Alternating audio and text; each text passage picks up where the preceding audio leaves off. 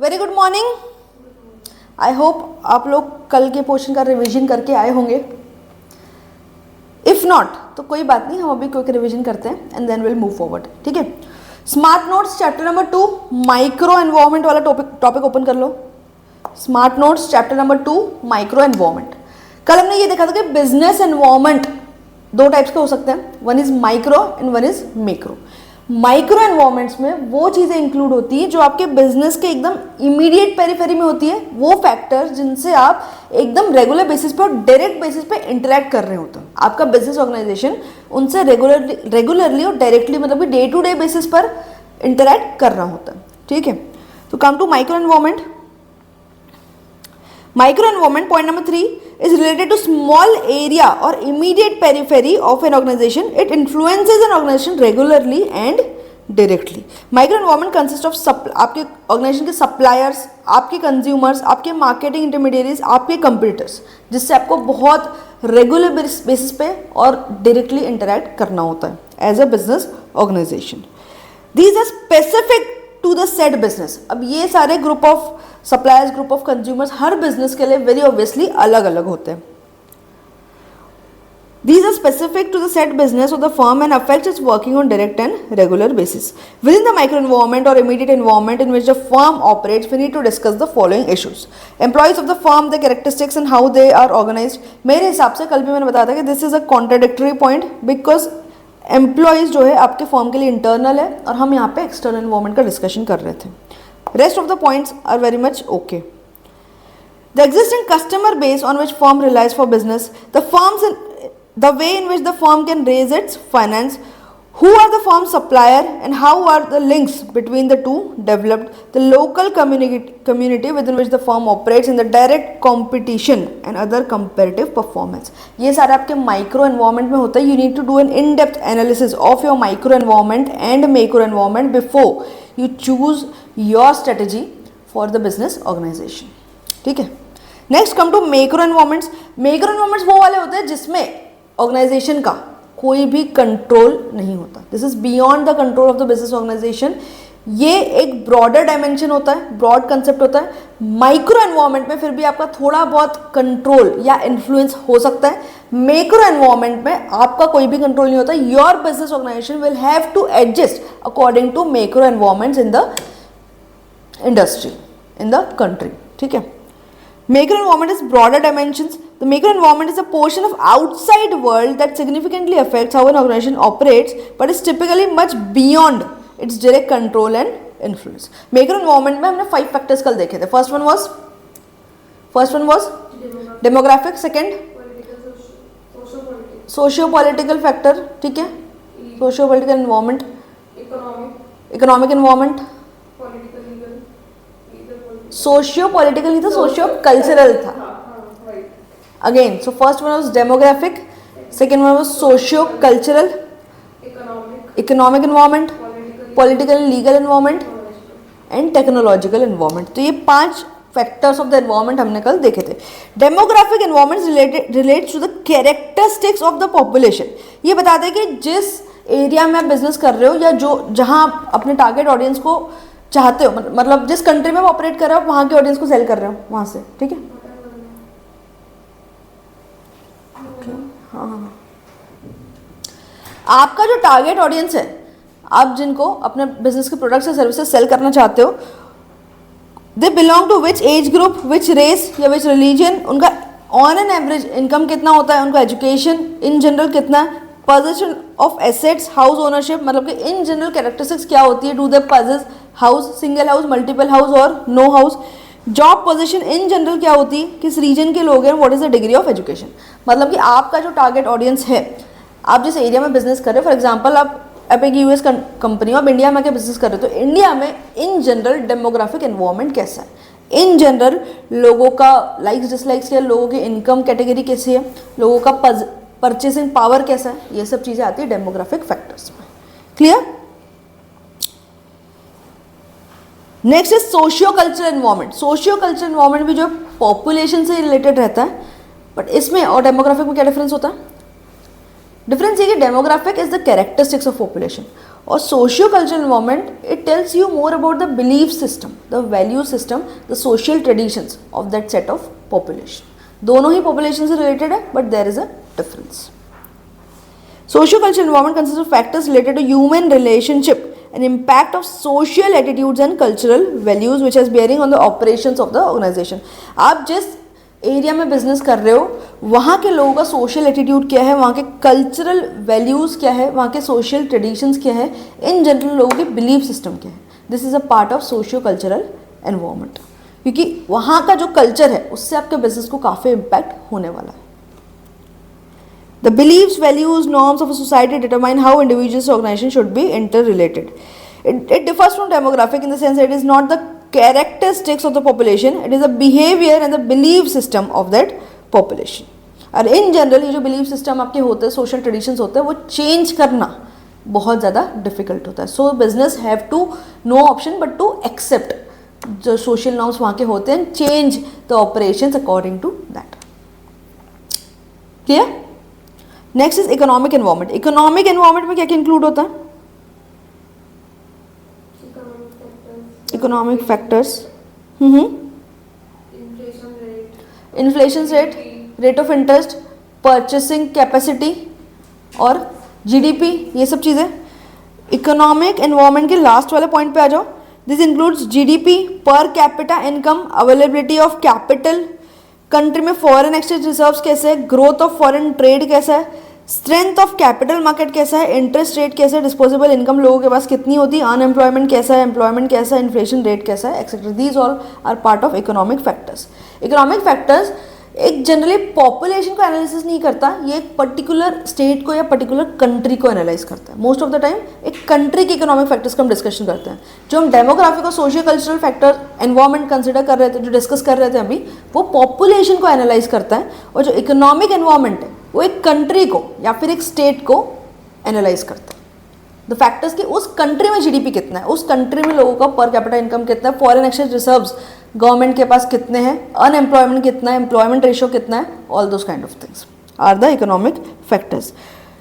आ जाओ फिर से economic environment heading. Economic environment refers to the overall economic situation around the business and include conditions at the regional, national and global level. Economic environment determines the strength and size of the market. Economic environment जितना strong होगा उस country का, उतना market size आपका अच्छा होने के chances हैं। Purchasing power in economy depends on the current income, prices, savings, circulation of money, debt and credit availability. Clear? Income distribution pattern determines the business possibilities. आप उस कंट्री का इनकम डिस्ट्रीब्यूशन पैटर्न को study करो, you will come to know कि ज़्यादा spending power किसके पास है और कौन सा ऑडियंस है जो आपका टारगेट ऑडियंस है, जहाँ और अगर उन है तो फिर उनका कितना purchasing power available. Income distribution मतलब कि ओवरऑल पूरी कंट्री का कितना इनकम किसको डिस्ट्रीब्यूटेड है। फॉर एग्जाम्पल इंडिया में 95% of wealth is distributed among 5% of the people, and 5% of the wealth is distributed among 95% of the people. So there is very much disparity in the income distribution in India. Next is political legal environment. इसमें क्या देखा था हमने? Political legal environment मतलब कि उस country में political stability कैसी है, ठीक है, जो पार्टी रूलिंग है उनकी पॉलिटिकल मोरालिटी क्या है, गवर्नमेंट की आइडियोलॉजी क्या है, गवर्नमेंट बिजनेस के लिए कितना सपोर्टिव है, राइट, टैक्सेशन सिस्टम कैसा है, लीगल सिस्टम, जस्टिस सिस्टम कितना ज़्यादा साउंड है, ईज ऑफ डूइंग बिजनेस कितना है, all these things are included in political and legal factors. Political legal environment considers elements like the general level of political development, degree of political morality, government का morality कितनी, मतलब कि corruption कितना कम है या ज़्यादा है, state of law and order, political stability, आपकी गवर्नमेंट कितनी स्टेबल है। इफ़ यू रिमेंबर कुछ टाइम पहले यूके में बैक टू बैक 3 बार विद इन 45 डेज 3 बार गवर्नमेंट चेंज हो गई थी, right. The political ideology and the practice of the ruling party and the scope of governmental intervention in the economy and industry. This is also one of the important factor कि वहाँ की government का intervention कितना है वहाँ के businesses में। आप अगर बिजनेस करना चाह रहे हो उस कंट्री में तो गवर्नमेंट कितना इंटरवेनिंग है उस कंट्री में। किसी कंट्री में गवर्नमेंट फ्री होती है, आपको जैसे बिजनेस करना है आप वैसे करो। किसी कंट्री में गवर्नमेंट का इंटरवेंशन बहुत ज़्यादा होता है, मतलब कि for each and everything you have to take permission, for each and everything you have to give reporting, such kind of rules and regulations जो होते हैं। तो जितना फ्री गवर्नमेंट रहेगी उतना बिजनेस करने में आपको ईजी होगा. Business is highly guided and controlled by the government policies.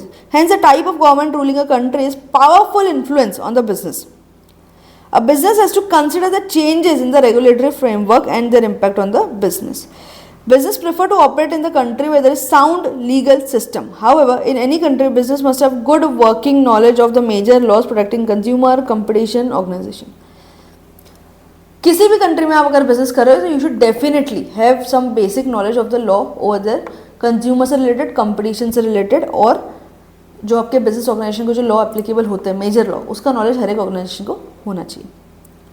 Next the technological environment. In general उस कंट्री के लोग कितने टेक्नोलॉजिकली साउंड है, कितने टेक सेवी लोग वहाँ पर है. Young population most of the time होती है tech savvy, but then you have to see कि उस कंट्री में यंग पॉपुलेशन वर्सेज 60+ वाले पॉपुलेशन का रेशो कितना है. राइट. इन जनरल टेक्नोलॉजी का डेवलपमेंट कहाँ तक पहुँचा है उस कंट्री में. राइट. इंटरनेट जब इतना फ्रीली अवेलेबल नहीं था तब हम बोल सकते कि शायद टेक्नोलॉजिकल डेवलपमेंट भी उतना ज़्यादा नहीं था, या था भी तो हम उतना यूज़ नहीं करते थे.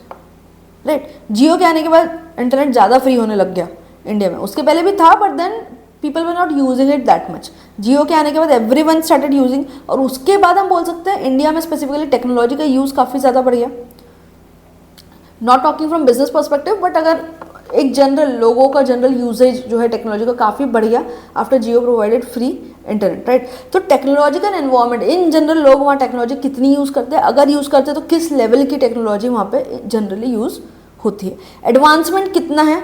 अगर एक particular cheese, for example computer system, जो वेस्टर्न कंट्रीज़ में अगर एक किसी पर्टिकुलर कॉन्फ़िगरेशन का लैपटॉप जो है वो सबसे हाईएस्ट टेक्नोलॉजिकल डेवलपमेंट है, इंडिया में वो कितना लेट आ रहा है, इंडिया में वो टेक्नोलॉजी सेम टाइम पे आ जा रही है या कितने टाइम बाद आ रही है. दैट शोज कि आप टेक्नोलॉजिकली कितने डेवलप्ड कंट्री हो. Technological and business are linked and interdependent on one another. As a result business leverages technology. मतलब कि बिजनेस टेक्नोलॉजी से बहुत ज़्यादा बेनिफिट लेना चाहता है. हर एक बिजनेस आज की डेट में टेक्नोलॉजी के बिना तो बिजनेस होता ही नहीं है. लेवरेज मतलब कि हम उससे टेक्नोलॉजी का यूज़ करके बिजनेस में बेनिफिट चाहते हैं. With the use of technology, many organizations are able to reduce paperwork, schedule payments more efficiently, are able to coordinate inventories efficiently and effectively.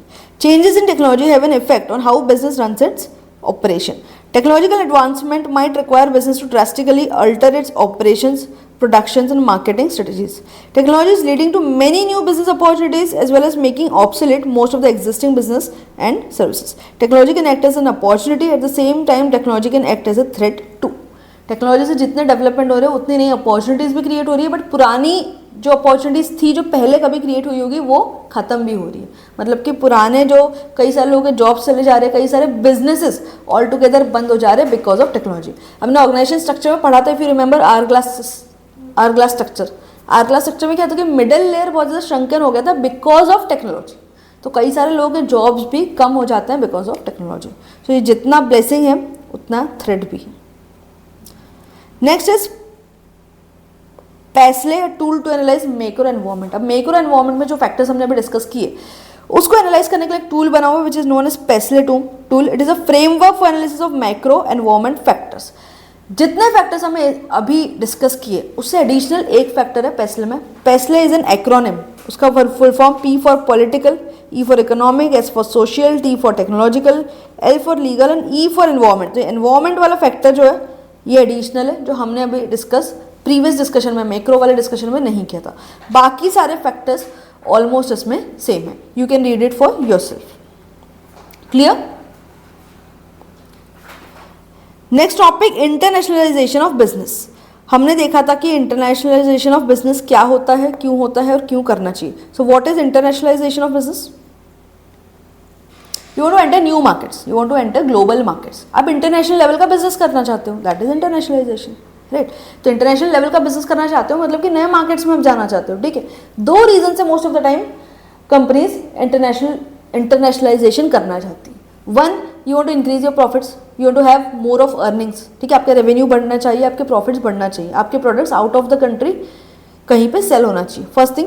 Second thing, internationalisation के कारण कई बार companies को reduced cost का benefit होता है. Reduced cost मतलब कि हमारा बिजनेस जो है उसके रॉ मटेरियल्स जो हमको हमारी कंट्री में मिल रहे हैं, हो सकता है वो कंपैरेटिवली कॉस्टली है as compare to some other country. जो रिसोर्सेज हमको रिक्वायर्ड है वो कोई और कंट्री में कम रेट में हमको अवेलेबल है। So if we go there, if we start manufacturing in that country, तो हो सकता है हमारा पर यूनिट का कॉस्ट कम आएगा। क्लियर? तो या तो हमारे रेवेन्यू इंक्रीज होंगे या तो अपना कॉस्ट कम होगा। Internationalization enables a business to enter new markets in search of greater earnings or less expensive resources. Clear? Additionally, expanding internationally enables a business to achieve greater economies of scale and extend the lifespan of its products. A business can approach internationalization systematically with the aid of international strategy planning. Obviously, पूरे strategic management का core ही है कि आपको सारी चीज़ें strategically करनी है, strategic planning के साथ करनी है।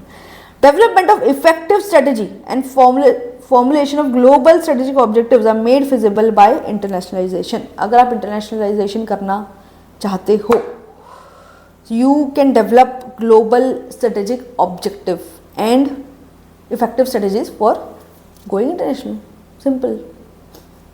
Next is characteristics of global business. हमने 3 कैरेक्टरिस्टिक्स देखी थी कि if you are global business, मतलब आप इंटरनेशनल लेवल का बिजनेस कर रहे हो, so these are the 3 characteristics. First हमने ये देखी थी कि you are a conglomerate of multiple units located at different locations in the world. ठीक है, कॉन्ग्लोमरेट का मतलब यहाँ पे ये नहीं था कि आप बहुत अलग अलग बिजनेस में हो। कॉन्ग्लोमरेट का मतलब यहाँ पे है कि आपके यूनिट्स बहुत सारे अलग अलग जगह पे इन द वर्ल्ड, बहुत सारी अलग अलग कंट्रीज में आपके यूनिट्स जो है वो लोकेटेड है। It's a conglomerate of multiple units located in different parts of the globe, but all linked by common ownership. Second हमने ये देखा था कि these multiple units draw on a common pool of resources. अब ये सारे units हो सकता है अलग अलग कंट्री में होंगे, बट हेड ऑफिस इनका एक ही होगा। हेड ऑफिस इनका एक ही होगा। स्ट्रेटेजिक डिसीजंस जो है, स्ट्रेटेजिक पॉलिसीज जो है हेड ऑफिस में ही बनेगी। उनके रिसोर्सेज हेड ऑफिस से जाएंगे कि फाइनेंसेस कहाँ पे कितना इन्वेस्ट करना है, कहाँ पे क्या सिस्टम होना चाहिए, कहाँ पे ऑपरेशंस किस तरीके से होना चाहिए। All this decisions come from and resources, money, credit, information, all this comes from where the head office. In fact अगर आपकी कंपनी के प्रोडक्ट, आपकी कंपनी के यूनिट्स अगर अलग अलग कंट्री में हैं, फॉर एग्जाम्पल क्या होता होगा, जूडियो के स्टोर अगर आउट ऑफ इंडिया भी है, तब भी वो ट्रेड नेम जो है वो तो यूज़ करेंगे ना, पेटेंट अपना वही यूज़ करेंगे, राइट, ब्रांड नेम वही यूज़ करेंगे। नाइकी जो इंडिया में सेल होता है, नाइकी अगर यूएस में काम कर रहा है तो वही ट्रेड नेम वो नाइकी यूज़ करेगा। एडिडास अगर इंडिया में है तो एडिडास यूएस में हो सकता है प्रोडक्ट अलग सेल करेगा, पर ब्रांड नेम तो वही यूज़ करेगा, राइट। सो रिसोर्सेज इन सबके कॉमन होता है। Multiple units draw on a common pool of resources such as money, credit, information, patents, trade names, and control system.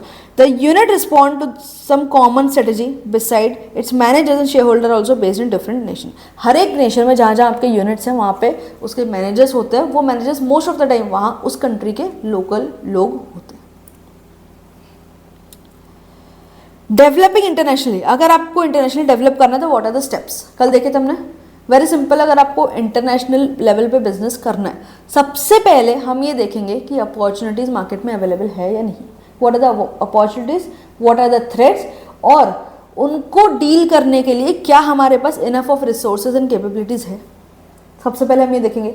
Second, हम लोग क्या करेंगे, we will describe the scope कि हमारा business अगर हम इंटरनेशनल लेवल पे करना चाहते हैं तो what would be the scope of the business. मतलब कि अगर आप यूएस में जाके बिजनेस करना चाह रहे हो, so what are you planning, आपका ईयरली प्लानिंग लेट्स से कि 10 CR रेवेन्यू का है या फिर 100 CR रेवेन्यू का। Are you planning to establish one manufacturing unit over there और 4 मैन्युफैक्चरिंग यूनिट ओवर देयर। आपका स्कोप ऑफ बिजनेस क्या है। Third, you will develop objectives for international business. Fourth क्या होगा, develop distinct corporate strategies for global business and whole organisation. फिर आप strategies बनाओगे किस तरीके से आपको बिजनेस वहाँ पे करना है। First, evaluate global opportunities and threats and rate them with internal capabilities. Describe the scope of firm's global operations. Create the firm's global business objectives. और last, develop distinct corporate strategies. Simple. Next, why do business go global. अब business organisations global business क्यों करना चाहते हैं, internationalisation क्यों करना चाहते हैं। सबसे first, there is a need to grow. हर कोई ग्रो होना चाहता है ना। अगर आप एक लेवल तक, आप नेशनल लेवल पे बहुत अच्छा बिजनेस कर रहे हो, ठीक है, you are having good market position, आपका डाइवर्सिफिकेशन अच्छा है, सब कुछ अच्छा है, नाउ अब यहाँ पे आपको लग रहा है इससे ज़्यादा ग्रोथ का स्कोप नहीं है एटलीस्ट आपके प्रोडक्ट में, आपके बिजनेस में. So now next level of growth क्या होगा? International, right. There is rapid shrinking of time and distance across the globe. अब ये भी वन ऑफ द रीजन है कि आज की डेट में इंटरनेशनल बिजनेस करना ईजी हो गया है, बिकॉज टाइम गैप भले रहता है बिकॉज ऑफ डिस्टेंस, बट आप इजीली कम्युनिकेट कर सकते हो. टेक्नोलॉजिकल डेवलपमेंट इतना हो गया कि आपका कम्युनिकेशन जो है बहुत ज़्यादा स्पीडीली हो सकता है.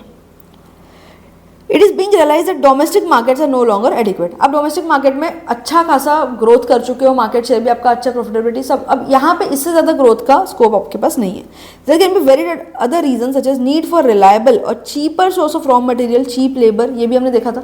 आप इसीलिए जाना चाहते हो बिकॉज वहाँ पे रिसोर्सेज जो cheaper available. China manufacturing hub है, वहाँ पे मैन्युफैक्चरिंग सबसे कम कॉस्ट में हो सकती है. तो आपको लग रहा है कि हमको कॉस्ट ऑफ प्रोडक्शन कम करना है, so you want to make a unit into that country. ठीक है. Companies often set up overseas plan to reduce high transportation cost.